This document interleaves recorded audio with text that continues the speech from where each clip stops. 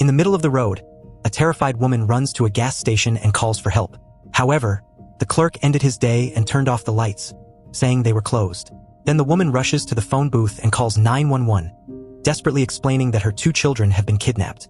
She is immediately interrupted by a beam of light that surrounds the cabin, causing her to disappear with him inside.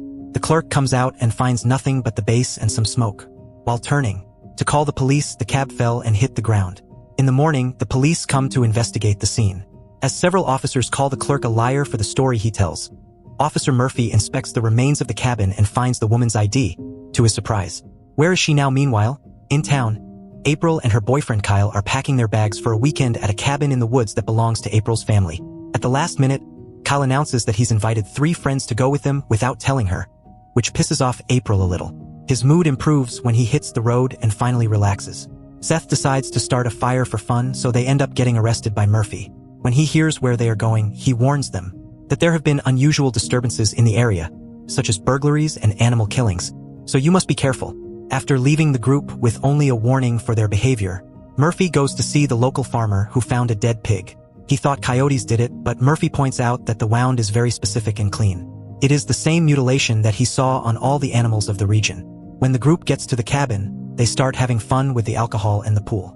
After a few hours of turmoil, Mel takes her dog for a walk and April goes with them.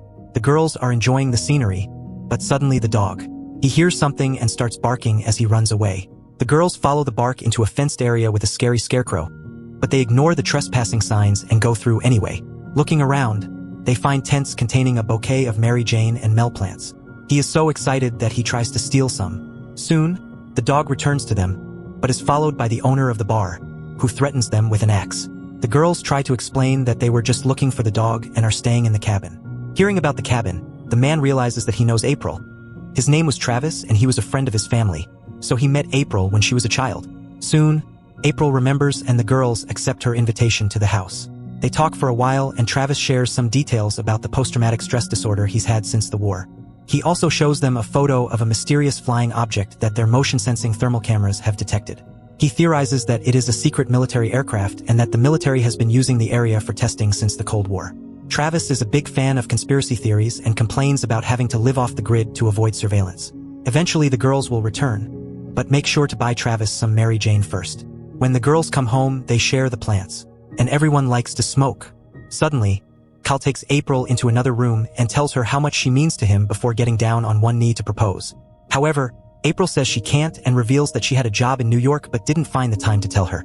Hurt, Kyle assumes she's breaking up with him and leaves the room. Her friends misunderstand and start to celebrate, but when they do, Mel consults April. Meanwhile, at the police station, Murphy check the gas station surveillance footage.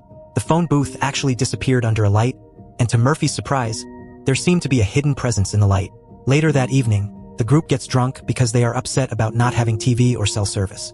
Kyle and April try to communicate as everyone watches, but their conversation is interrupted when they see a large fireball descend from the sky and crash into the forest with a explosion. As Seth films everything on his phone, the group goes to investigate, assuming they saw a plane. However, they are shocked when they discover a real spaceship and the tracks that show that strangers wandering in the forest. Terrified, the group rushes to the cabin and discuss what to do when it starts to rain. Seth points out that the police won't believe them if they call them, and April says she should go back to town. Suddenly, the power goes out, but April says that this is normal because of the storm. They go to the basement to check the circuit breakers, and just then they hear the dog barking followed by strange noises. Remembering that her father kept a gun in that basement, April quickly grabbed it before the group went back upstairs. The cabin is completely dark, so the group uses flashlights to look around the room and find a bunch of broken things. When lightning illuminates the area, the group discovers an alien standing near the glass door. April immediately opens fire and the alien disappears as the glass shatters. The group rushes outside and notices that the alien has fallen into the pool, so his body is slowly sinking. Panicking, they all finally agree to leave and rush to the car to escape. After a few minutes of driving, they discover a fallen tree blocking the only road in town. Upon closer inspection, they discover that the cut is very sharp, so it wasn't lightning that did it. The rain suddenly stops, but when they look back, they find that it is only raining a few times. Part of the road.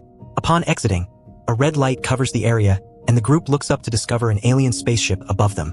Everyone rushes to the car, but the spaceship fries all the electronic components and the vehicle won't start. In a panic, Lex gets out of the car, so the aliens take advantage of this to use their light and represent him. Hysteria takes over the group and they start running towards the forest. Meanwhile, Murphy continues to investigate and finds an RV in the woods surrounded by disorder. No one answers his knocks, so he enters and finds a camera on the floor, which he takes to view the latest footage. A family lives when they suddenly see a light in the sky. The boy runs off to get a better look, but is teleported away and kidnapped by the aliens. After the video ends, Murphy looks deeper into the vehicle and sees blood in the bathroom. Then the mother in the video comes out of hiding to attack him. He manages to calm down and the woman explains that aliens have kidnapped her husband and son, who say they are doing experiments to learn everything about humans. Murphy calls for an ambulance, and before the doctors bring her, the woman asks Murphy to help the people trapped in the spaceship. Foreigners bring back most of the people, but there are still hundreds. Here, some have even been there for years. Back to April's group, they arrive at Travis' house and have to calm the guy down while he lashes out at them for being mistaken for intruders. They tell him everything and show him Seth's video. Travis then explains that the US government has signed a treaty with aliens since Roosevelt was in office. This treaty states that aliens are allowed to abduct humans for experiments, and in return, humans can continue to act as if they own the planet. There is only one very important rule. No one should try to interact with the aliens, which April broke by shooting one of them. Then, Mel sees something on the radar and Travis confirms it's the spaceship, which quickly disappears from the screen. Travis says that means he's down. Suddenly, the lights go out and everyone starts running except for Travis, who tells them how to get back to their cabin while he stays to fight. He finds a hole in one of his tents, and as soon as he hears the alien moving in the darkness, he opens fire. There are no foreign bodies around, so Travis hides under a table and looks around with a flashlight. When he sees the alien jump on him, he opens fire again and feels the creature's body fall before a nasty foreign substance lands on his face. Thinking it's over, Travis gets out of the saucer, but another alien grabs him. Meanwhile, April's group arrives at the cabin and begins to board up all the windows. A strange noise is heard outside and April looks through the hole to find an alien standing on her door at the same time as very bright lights shine through the windows. They panic and open fire, nearly hitting Murphy and his partner Mitchell. As they enter, suddenly the cops immediately handcuff Seth and question the group. They don't believe their story when they smell Mary Jane in the room. To prove it, April takes them to the pool, only to discover that the body is missing. Suddenly, another noise is heard in the pond. Murphy goes in to investigate, and after finding some oysters, he is horrified to see Mel's dog dead with its organs removed. At the exit, an alien walks past him and jumps out the window, so Murphy tries to shoot, but misses every shot. The alien is heard running through the trees, but instead of following him, Murphy returns to the police car and informs Mitchell that his friends are telling the truth. Mitchell starts laughing and tells Murphy that he needs to move on, saying that his girlfriend left him for another man. However, Murphy is certain she was kidnapped because she disappeared from bed during the night and didn't take her keys or clothes. So the cops prepare to leave with an arrested Seth, but just then an alien appears in the middle of the street. Murphy freezes as he stares at the bright light, not hearing Mitchell and Seth scream for him to go. The stranger. He moves his hand and suddenly Murphy grabs his gun to shoot Mitchell and then self-destructs. After the alien disappears, April goes out to free Seth and takes him into the cabin. He explains that the alien has controlled Murphy's mind and panics to the point where he uses a police gun to shoot Kyle. Seth blames April for what's happening and decides to run away alone, running out of the cabin while insulting the others. Seconds later, the entire ship begins to shake and bright lights indicate the arrival of the spaceship. Then the aliens emit a high-frequency sound wave that paralyzes. Everything causes excruciating pain. Lightning bolts and various devices explode, causing a small fire. The whole house seems to have collapsed, so Mel and April rush to the basement, but Kyle stays behind and blocks the door with a bookcase to protect the girls. The alien appears in the doorway and Kyle knocks, causing the creature to follow him down the stairs. Meanwhile, Seth runs through the woods until his flashlight runs out of battery. As he turns on a glow stick, he hears a strange noise and it starts shooting in random directions. That's when aliens appear and attack him, leaving him seriously injured. Seth manages to climb up and cuffs his arm to the tree, but it's not enough and the light still sends him away, leaving his arms behind. In the cabin, Kyle waits with a knife in the bathroom, but an alien comes through the mirror and kidnaps him anyway. At the same time, in the basement, an empty medicine bottle falls out of Mel's pocket, and she admits to hiding because it's better than being kidnapped by aliens. After Mel dies in her arms, April grabs a lever and prepares to leave, but stops when the lights and noise disappear. Surprised, April lets herself go and slowly climbs the stairs, where she discovers that the power is back on. In a pool of blood on the floor, she finds Kyle's engagement ring, which leads her to realize that he has been kidnapped. Desperate, April runs outside and sees the spaceship fly away.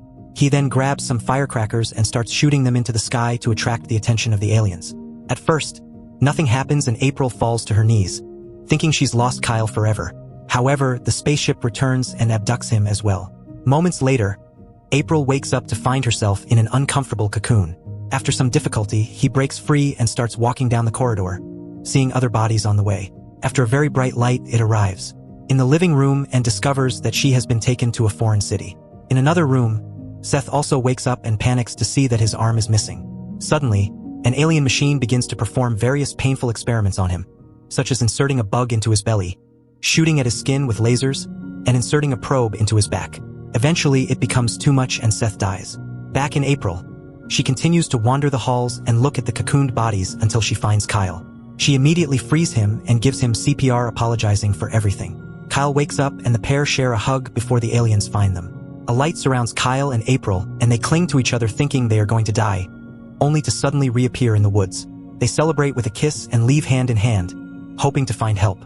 A noise indicates people nearby and the pair find soldiers, who open fire and shoot them both down.